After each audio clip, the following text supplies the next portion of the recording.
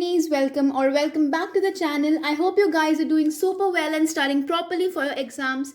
I am a Brainy mentor and today we'll be doing our history, theme 13, that is Mahatma Gandhi and the nationalist movement. We'll be studying about civil disobedience and beyond. सो इस chapter में हम महात्मा गांधी के बारे में पढ़ेंगे and then we'll be starting कि उनका क्या रोल था हमारे इंडिया को इंडिपेंडेंस दिलाने में. Then we'll be starting about his initiatives, his movements which he launched. पहले उन्होंने की थी सिविल डिसोबीडियंस, देन उन्होंने की थी डांडी मार्च, सत्याग्रह एंड मेनी मोर. सो उसके बारे में हम पढ़ेंगे. So this chapter we'll be covering both from the notes as well as from the book. कुछ पार्ट नोट्स में से इजीली समझ आएगा, कुछ पार्ट बुक्स में से. ठीक है, तो सबसे पहले अगर हम इस पैराग्राफ में देखें तो आपको कुछ भी नहीं पढ़ना. बेसिक आपको बस यही पढ़ना है कि जो महात्मा गांधी थे, he was the father of Indian nation. ये तो आपको पता ही है. सो this chapter analyzes Gandhiji's activities in India during the crucial period 1915 to 1948. So इस चैप्टर में हम इसी पीरियड के बारे में पढ़ेंगे 1915 to 1948. क्लियर है? फर्स्ट टॉपिक हमारा आता है, a leader announces himself. Leader किसकी बात कर रहे हैं? महात्मा गांधी जी की बात कर रहे हैं. वो कैसे उन्होंने अपना ये फ्रीडम स्ट्रगल में पार्ट लेना स्टार्ट किया था. सो बोला गया कि जनवरी 1915 में क्या होता है, महात्मा गांधी जी वो वापस इंडिया आते हैं. कहाँ से? साउथ अफ्रीका से. सो वो साउथ अफ्रीका में 2 डिकेड्स के लिए रहे होते हैं. 2 decades that means 20 years he spend in South Africa and after that in January 1915 he came to India. ठीक है, अब साउथ अफ्रीका में ये क्या थे? He was the leader of Indian community. वहाँ पे इंडियंस जो रहते थे उनके लीडर थे ये. एंड क्या बोला गया, इस टाइम पे क्या हुआ, जब वो वापस आए ना जनवरी 1915 में, उस टाइम पर इंडिया बहुत ज़्यादा एक्टिव था पॉलिटिक्स में. जब वो गए थे तब इतना एक्टिव नहीं था, but when he return that time India was very active in politics. यहाँ पर ये बोला गया है. ठीक है, आगे आगे क्या बोला गया है देखो. सो The Indian National Congress had branches in most major towns and cities. 1915 में जब वो आते हैं, वो देखते हैं कि इंडियन नेशनल कांग्रेस बहुत फेमस हो गई है, हर जगह पे उसकी ब्रांचेस खुल रही हैं. एंड और क्या बोला गया कि जो स्वदेशी मूवमेंट थी 1905 के बीच में और 1907 के बीच में, इससे क्या हुआ, it widened Indian National Congress appeal among the middle classes. मतलब कि जो स्वदेशी मूवमेंट थी कि हम जो भी यूज करेंगे वो हमारे इंडिया का ही बना हुआ होगा, इससे क्या होता है, इससे जो इंडियन नेशनल कांग्रेस थी इसकी पॉपुलैरिटी बहुत ज़्यादा बढ़ जाती है with in the middle classes. तो ये सब आके नोट करते हैं गांधी जी. ठीक है, सो जो फेमस लीडर्स थे, बाल गंगाधर तिलक जिनको हम बाल बोलते हैं, then we have Bipin Chandra Pal जिसको हम पाल लिखते हैं सिंपली, लाला लाजपत राय जो कि पंजाब से, इनको बोलते हैं लाल. ठीक है, सो एक फेमस एलिट्रेशन आ जाता है लाल बाल पाल. ठीक है, जिससे पता चल जाता है, जिससे क्या पता चलता है, all India character of the nationalist struggle की, मतलब पूरा इंडिया इकट्ठा था अगेंस्ट द ब्रिटिशर्स. देखो, Bal Gangadhar Tilak he was from a different state. ठीक है, ये महाराष्ट्र से थे. ठीक है, देन बिपिन चंद्रपाल ये थे बंगाल से एंड लाला लाजपत राय थे पंजाब से. तो आपको भी पता है कितना डिफरेंस है बिटवीन पंजाब, महाराष्ट्र एंड बंगाल. इसीलिए कहा गया कि it was an all India character. हमारे जो फ्रीडम मूवमेंट थी वो पूरे इंडिया में स्प्रेड थी, एक ही जगह पे फिक्स्ड नहीं थी. ठीक है, अभी जो 3 लीडर्स थे इन्होंने क्या किया, they advocated militant opposition to the colonial rule. इनको इसलिए हम बोलते हैं एक्सट्रीमिस्ट. मतलब कि ये वॉयलेंस के थ्रू चाहते थे कि हमें छुटकारा मिले फ्रॉम द ब्रिटिशर्स. वॉयलेंस मतलब लाइक बॉम्ब्स गिरा दिए, कुछ किसी को मार दिया. सो थ्रू दैट ये चाहते थे कि हमें कॉलोनियल रूल से छुटकारा मिले थ्रू मिलिटेंट ऑपोजिशन. ठीक है, कुछ थे मॉडरेट्स इनको हम कहते हैं, जो मानते थे कि चलो हम मतलब मिडिल पाथ लेके चलते हैं, हम बातचीत से मसला सॉल्व करेंगे. ठीक है, सो मॉडरेट्स के नाम हमारे पास हैं. वी हैव गोपाल कृष्ण गोखले, ठीक है, GK Gokhale, and then we have Mohammad Ali Jinnah. तो ये 2 लीडर्स थे, दे वर मॉडरेट्स. तो जो गोपाल कृष्ण गोखले थे ना, ये मेंटर थे गांधी जी के. आई डोंट थिंक इतना विजिबल होगा, but he was the political mentor of Gandhi ji. ठीक है, एंड मोहम्मद अली जिन्ना जो थे, ये कौन थे, ये एक लॉयर थे. He was trained in London. तो ये दोनों क्या थे, दे वर मॉडरेट्स. ये चाहते थे कि बातचीत करके हम अपना मसला सॉल्व कर लें. ठीक है, अब जो गांधी जी थे इन्होंने फर्स्ट अपनी जो पब्लिक अपीयरेंस की थी, फर्स्ट टाइम पब्लिक के सामने आए थे इन क्या बोला गया, इन February 1916 में पब्लिक के सामने आए थे जब BHU की ओपनिंग हो रही थी, बनारस हिंदू यूनिवर्सिटी की ओपनिंग हो रही थी इन February 16। यहाँ पर ये सबके सामने आए थे, ठीक है, सबके सामने इन्होंने अपने व्यूज रखे थे बेसिकली। क्लियर? तो यहाँ पर इनको क्यों बुलाया था, क्योंकि इन्होंने जो साउथ अफ्रीका में काम किया था वो बहुत अच्छा था। तो क्या बोला गया, invited on account of his work in South Africa rather than his status with in India. India में जो स्टेटस था दैट डिड नॉट मैटर, जो उनका काम था साउथ अफ्रीका में, उसकी वजह से इनको इन्वाइट किया गया। ठीक है, सो यहाँ पर जब इन्होंने स्पीच दी ना अपनी in the Banaras Hindu university, यहाँ पर इन्होंने बोला he charged the Indian elite with lack of concern for the labouring poor. मतलब इन्होंने आरोप लगाया, इन्होंने बोला कि जो इंडियन एलीट क्लास है, जो हायर क्लासेस हैं, वो पुअर लोगों की तरफ लाइक कंसर्न नहीं है, केयरिंग नहीं है। सो BHU was the first nationalist university sustained by Indian money and Indian initiative. Banaras Hindu university India ने खुद बनाई थी, अपने अपने ही पैसों से बनाई थी, अपने ही लोगों ने मिलके बनाई थी। So Gandhi ji speech was a statement of fact that Indian nationalism was an elite phenomenon. सीधा सीधा बोल दिया कि जो इंडिया का नेशनलिस्ट मूवमेंट चल रही है, जो इंडिपेंडेंस हम मांग रहे हैं, वो मेन कौन लोग मांग रहे हैं, रिच पीपल ओनली, बाकी गरीबों का तो इसमें कोई हाथ ही नहीं है, इनको कोई शामिल ही नहीं कर रहा। स्टेटमेंट ऑफ इंटेंट क्या था, the first public announcement of Gandhi ji's own desire to make India's nationalism more representative. वो चाहते थे कि जो इंडिया का नेशनलिज्म है वो रिप्रेजेंटेटिव, ये ना हो कि सिर्फ रिच पीपल ही उसको डोमिनेट करें, हर कोई इकट्ठा आके इंडिया की फ्रीडम के लिए लड़े। ठीक है, so that was the main motive of Gandhi ji कि everyone should come together and fight for India's freedom. Nationalism should become more representatives, we should have more representatives in India's nationalism. ठीक है, इतना क्लियर है। अब सेकेंड हमारा जो topic आता है that is the making and unmaking of non cooperation. Non cooperation आपको पता ही होगी, नॉन कॉपरेशन मूवमेंट, कि हम क्या करेंगे, we Indians will not be listening to any you can say demands of the Britishers. So क्या बोला गया, जो गांधी जी जब आए 1915 में, तो 1917 में उन्होंने कहाँ पर टाइम स्पेंड किया, in Champaran, to obtain for the peasants security of tenure as well as freedom to cultivate the crops of their choice. Champaran Satyagraha हुआ था, वो जाकर किसानों के लिए लड़े थे। दे वांटेड कि किसान अपनी मर्जी से अपनी कोई भी क्रॉप उगा सकें। ये कहाँ पर हुआ था, चंपारण में हुआ था इन 1917। ठीक है, 1918 में महात्मा गांधी जी ने 2 कैंपेन्स में हिस्सा लिया था। First one was in Gujarat and second one was in Ahmedabad. So देखो क्या बोला गया, फर्स्ट गुजरात वाला था ना, जस्ट अ सेकंड, या सो गुजरात वाले में क्या बोला गया, इन्होंने ना पेजेंट्स थे, खेड़ा डिस्ट्रिक्ट था कोई, वहां के पेजेंट्स को इन्होंने ज्वाइन किया, क्योंकि क्या चाहते थे कि हमें हमारी क्रॉप्स फेल हो गई है तो हमें पैसा दो, हमें टैक्सेस से छुटकारा दो। तो इसलिए उन्होंने पेजेंट्स को ज्वाइन किया ताकि उनकी डिमांड फुलफिल हो जाए, जो उनकी क्रॉप्स फेल हुई हैं उनको टैक्सेस ना भरने पड़े। ठीक है, सेकंड था इन अहमदाबाद, जो कि लेबर डिस्प्यूट था, लेबरर्स चाहते थे कि हमें अच्छे कंडीशंस मिले, अच्छा सब कुछ मिले। ठीक है, बट ये जो 2 यू कैन से कैंपेन्स थे, लोकलाइज स्ट्रगल थे, एक पर्टिकुलर एरिया में थे, पूरे नेशन वाइड फुलफिल नहीं थे। ठीक है, इतना समझ आ गया। एक बार मैं फिर से एक्सप्लेन कर देती हूँ। क्या बोला, 1917 में Gandhi ji participated in the Champaran सत्याग्रह। चंपारण सत्याग्रह का मेन मोटिव क्या था, मेन मोटिव ये था कि ब्रिटिशर्स जो फार्मर्स हैं वो अपने फार्मर्स को अपनी पसंद की क्रॉप्स उगाने दें। ठीक है, तो 1918 में 2 कैंपेन्स हुए थे, फर्स्ट वन वाज अहमदाबाद में and second one was in Gujarat. Ahmedabad में लेबरर्स के लिए लड़ाई की थी, हाँ, कि मतलब लेबरर्स को अच्छे वर्किंग कंडीशंस मिलने चाहिए, एंड गुजरात में की थी खेड़ा डिस्ट्रिक्ट्स के जो पेजेंट्स थे उनके लिए, कि उनको फाइन से उनको टैक्सेस से छुटकारा दे दो क्योंकि उनकी क्रॉप्स फेल हो चुकी हैं। आई होप इतना समझ आ गया है। इसके बाद हमें बताया गया है about the great war of 1914 to 1918, जो हमारा वर्ल्ड वॉर हुआ था 1914 से 1918 के बीच में।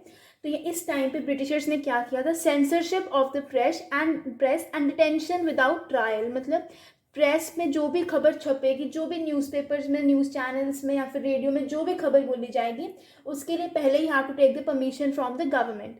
एंड डिटेंशन विदाउट ट्रायल मतलब the government can punish anyone, किसी को भी अपने कब्जे में ले सकती है विदाउट एनी ट्रायल।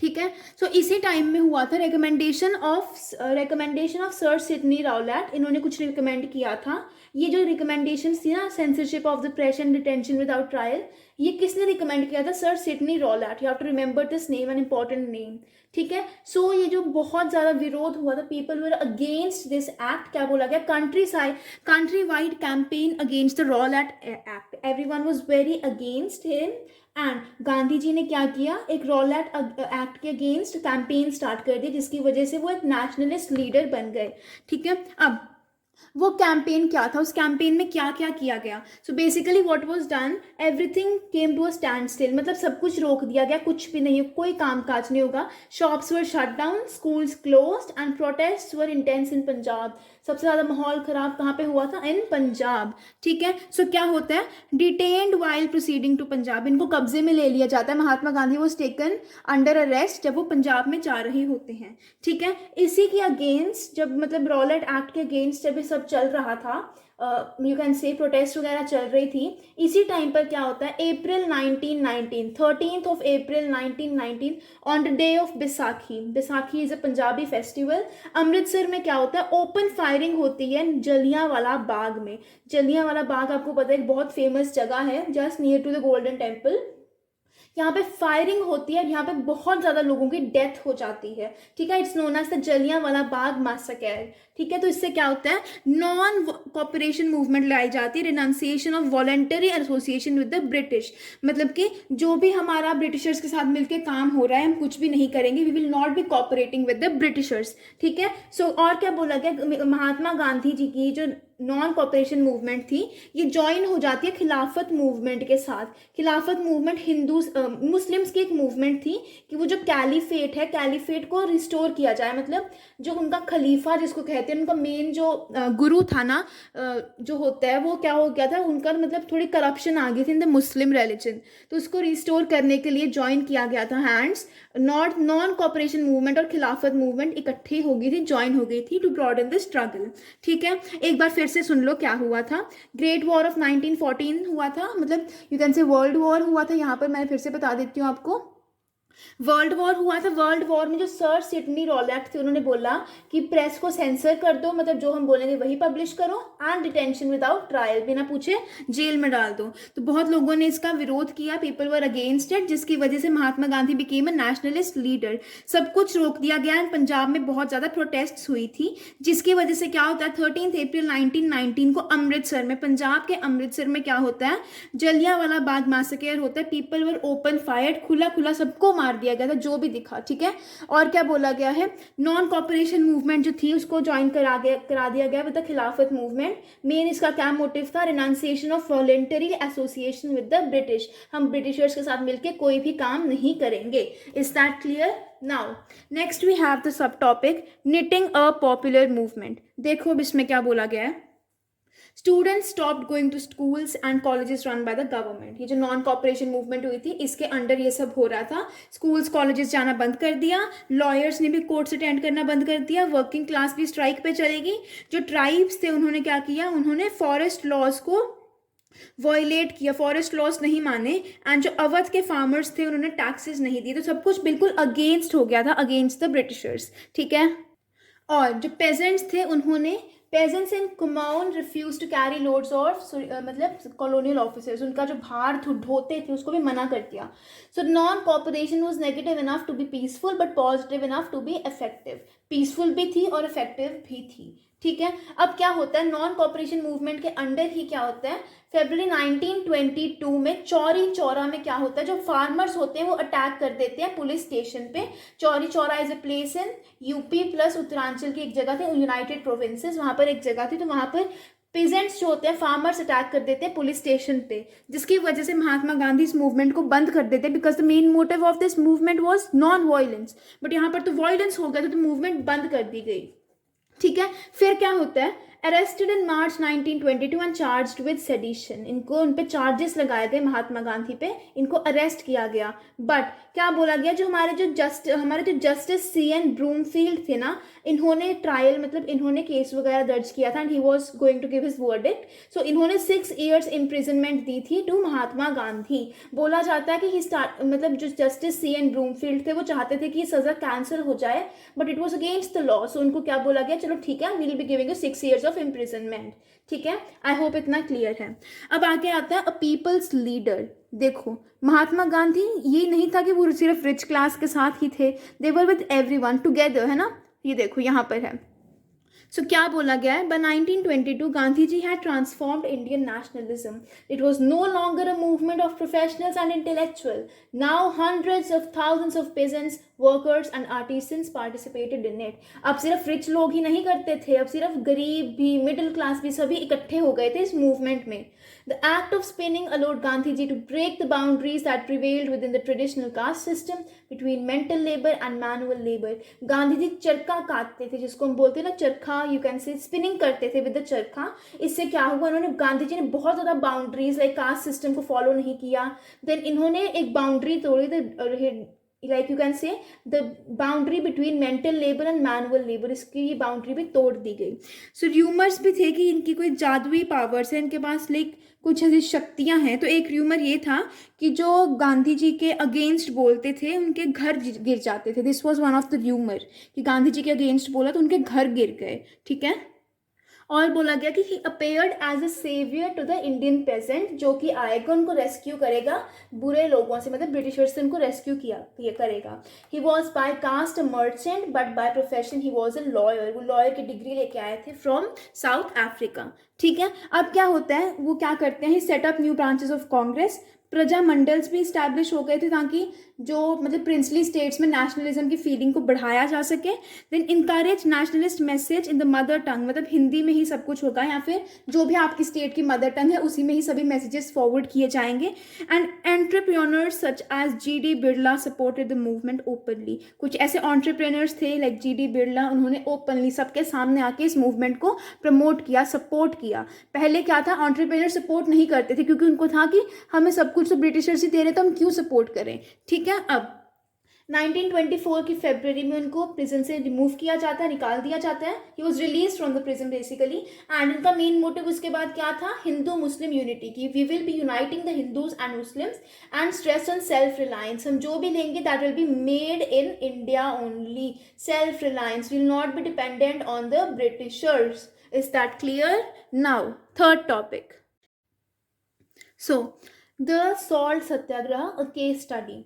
क्या बोला गया, 1928 में इन्होंने सोचा कि I will come back into politics again. ठीक है, इन्होंने क्या किया है, अपोज द साइमन कमीशन। ठीक है, साइमन कमीशन एक कमीशन आई थी, उनको इन्होंने अपोज किया। He gave blessings to the opposition and to the peasant satyagraha and Bardoli. Bardoli में कोई सत्याग्रह वगैरह होगा, उसको ब्लेसिंग्स दी थी, लाइक प्रॉपर्ली उसमें पार्टिसिपेट नहीं किया था but kind of blessings and all the थी।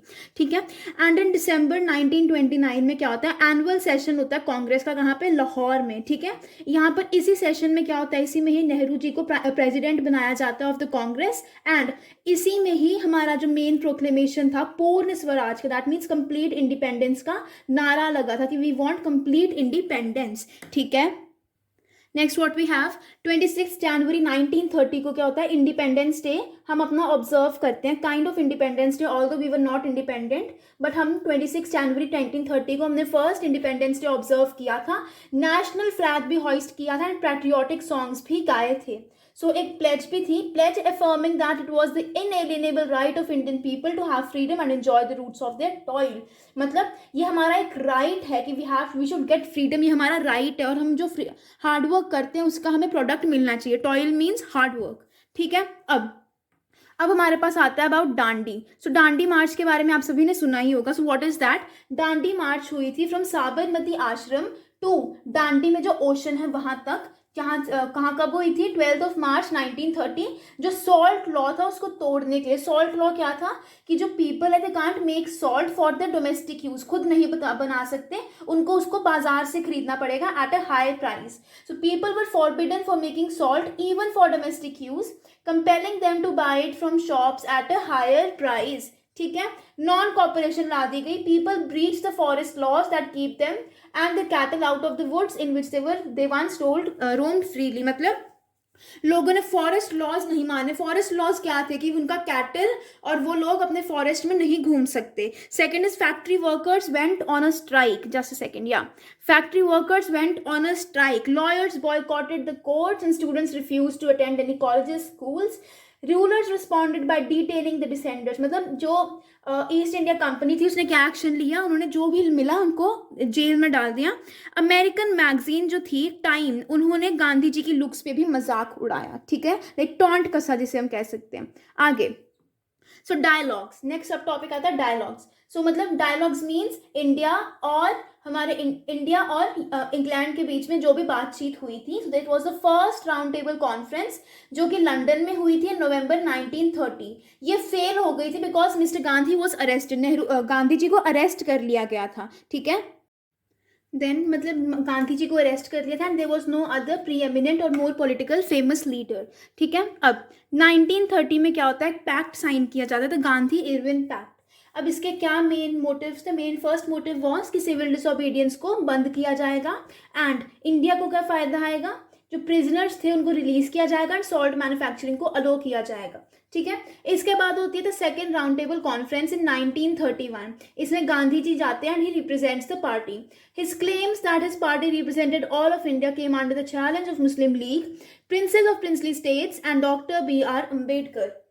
सो क्या बोला गया कि गांधी जी ने क्लेम किया कि उनकी जो इंडियन नेशनल कांग्रेस है वो that is a pan India party, मतलब इसमें सभी ऑल राइट्स ऑफ रिलीजन्स है, बट जो मुस्लिम लीग थी and the princes of the princely states and doctor B R Ambedkar वो चैलेंज करते हैं इस बात को कि नहीं ऐसा नहीं है, you don't have Muslims, you don't have people of princely states and you don't have the scheduled castes and scheduled tribes, ठीक है। अब एक और एक्ट आता है, the Government of India act 1935, जिसमें some form of representative government मिलती है इंडियंस को। So 8 out of 11 provinces had a Congress PM working under the supervision of British governor. Total थी 11 प्रोविंसेस, 11 में से 8 प्रोविंसेस में क्या किया, कांग्रेस का पीएम रख दिया, बट वो भी ब्रिटिश गवर्नर के अंडर ही काम करेगा। अब सितंबर 1939 में होती है सेकेंड वर्ल्ड वॉर, ठीक है, याद रखना है, ये आपको पॉलिटिकल साइंस में भी डेट काम आएगी, ठीक है। मार्च 1940 में मुस्लिम लीग क्या बोलती है, मुस्लिम लीग एक अपना बहुत इंपॉर्टेंट एक अपना मेमोरेंडम बोलती है, अपना रेजोल्यूशन साइन करती है जिसमें बोला गया कि we should get autonomy for Muslim majority areas, जो मुस्लिम मेजॉरिटीज एरियाज हैं उनको अलग किया जाए, we want a different government in that place, ठीक है। 1942 की स्प्रिंग में क्या होता है, जो चर्चिल होते हैं, जो प्राइम मिनिस्टर होते हैं चर्चिल, वो अपने मिनिस्टर सर स्टैफोर्ड क्रिप्स को भेजते हैं इंडिया में ताकि वो कांग्रेस के साथ कॉम्प्रोमाइज कर सके। So viceroy had to appoint an Indian as a defence minister of his executive council on the forcing of the Congress.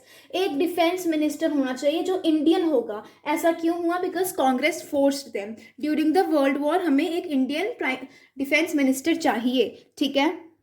अब नेक्स्ट सब टॉपिक आता है क्विट इंडिया। सो बोला गया क्रिप्स मिशन जो होता है वो बिल्कुल फेल हो जाता है एंड क्विट इंडिया मूवमेंट आ जाती है इन इंडिया इन 1942 अगस्त, ठीक है। सो क्या होता है, गांधी जी को इस टाइम पे बिल्कुल जल्दी से अरेस्ट कर लिया जाता है कि कुछ और गड़बड़ ना हो जाए and young activist organize strikes, जो मतलब यंग पीपल थे, young students and everyone, youth, they organize all kinds of strikes and everything. Then June 1944 में क्या होता है, वॉर खत्म हो जाता है and Gandhi ji was release from prison, ठीक है, क्लियर है। देन गांधी जी ने क्या किया, he held a series of meetings to bridge the gap between Congress and the Muslim League, जो इनके बीच में लड़ाई वगैरह हो रही है उसको खत्म कराना है। तो 1946 में इलेक्शंस होते हैं जिसमें क्या होता है, कांग्रेस जीत जाती है जनरल कैटेगरी में एंड मुस्लिम लीग जीत जाती है मुस्लिम्स की जो सीट्स होती हैं। Jinnah called out a direct action day मतलब to press the league's demand for Pakistan on 16th August 1946, leading to riots in the country. जिन्ना बोलते हैं कि हम एक डे मनाएंगे 16 अगस्त को, डायरेक्ट एक्शन डे, जिसमें बोला गया कि हमें एक अलग से स्टेट, अलग से कंट्री चाहिए, दैट विल बी पाकिस्तान, ठीक है। फिर इससे बहुत ज़्यादा राइट्स हो जाते हैं, बहुत ज़्यादा यू कैन से हेट्रेड फैल जाता है, दंगे हो जाते हैं, ठीक है। फरवरी 1947 में फाइनली क्या होता है, जो लॉर्ड वेवल होते हैं उनकी जगह आ जाते हैं लॉर्ड माउंटबैटन, और इन्होंने बोला कि चलो ठीक है लास्ट बार बुला लेते हैं, एक राउंड ऑफ टॉक्स कर लेते हैं, बट वो उनका भी कोई कंक्लूजन नहीं निकलता है and finally it was announced that British India would be free but also divided, free तो होगा ही but it will also get divided, ठीक है। अब फिफ्थ टॉपिक आता है लास्ट हीरोइक डेज, मतलब बिफोर हिज डेथ। सो क्या बोला गया, 15 अगस्त 1947 को वो कैलकाटा में थे, इंडिपेंडेंस मिली बट उन्होंने कोई भी फंक्शन अटेंड नहीं किया and he observed 24 hour fast.